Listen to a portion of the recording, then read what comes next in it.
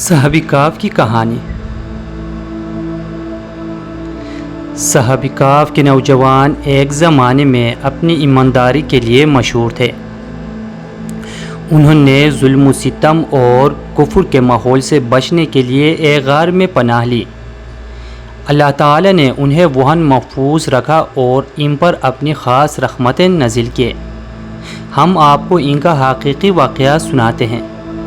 وہ کئی جوان تھے جو اپنے رب پر ایمان لے آئے تھے اور اللہ نے انہیں مزید ہدایت دی۔ اس واقعے کی متعدد روایات ہیں۔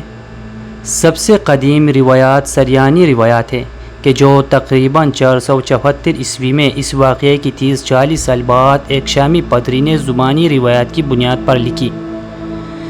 بعد کی یونانی اور لاطینی روایتوں کا بھی ماخذ یہی سریانی روایت رہی ہے، اور اسلامی مورخین کی روایات سریانی سے مختلف نہیں ہیں۔ سریانی روایات کا خلاصہ یہ ہے: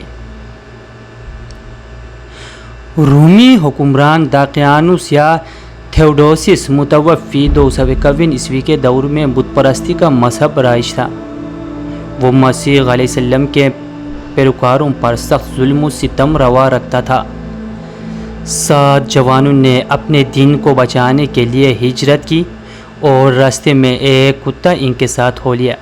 ان کی کوشش کے باوجود وہ کتا ان سے الگ نہ ہوا۔ جس شہر سے یہ ہجرت واقع ہوئی وہ اکثر مورخین کے بقول شہر افسوس یا آفس یا افس تھا، جو موجودہ ترکی کے شہر ازمیر سے 20 میل کے فاصلے پر موجود تھا۔ یہ شہر ایشیائے کوچک میں بت پرستی کا سب سے بڑا مرکز تھا۔ وہ ایک بڑے گہرے غار میں چھپ گئے اور کتا اس غار کے دہانے پر بیٹھ گیا۔ پیادل سفر کی وجہ سے تھک گئے تھے، فوراً سو گئے۔ یہ واقعہ تقریباً 251 عیسوی کو پیش آیا اور قیصر تھیوڈوسس کے قہر 447 عیسوی میں بیدار ہوئے۔ اس طرح اصحاب کہف کے خواب کی مدت 197 سال بند تھی۔ جب وہ قیصر تھیوڈوسس کے قحط میں بیدار ہوئے تو اس وقت رومی سلطنت مسیحیت اختیار کر چکی تھی۔ بیدار ہو کر آپس میں ایک دوسرے سے پوچھا، ہم کتنے دیر سوئے ہوں گے؟ کسی نے کہا دن بھر، کسی نے کہا دن کا کچھ حصہ۔ اس کے بعد انہوں نے اپنے ایک ساتھی کو چاندی کے چاند سکے دے کر کھانا لانے کے لیے شہر بھیجا۔ جب وہ شہر پہنچا تو حیرت زدہ ہو گیا کہ ہر چیز بدلی ہوئی ہے۔ سب لوگ مسیحی ہو گئی ہیں اور بت پرستی کرنے والا کوئی باقی نہیں رہا۔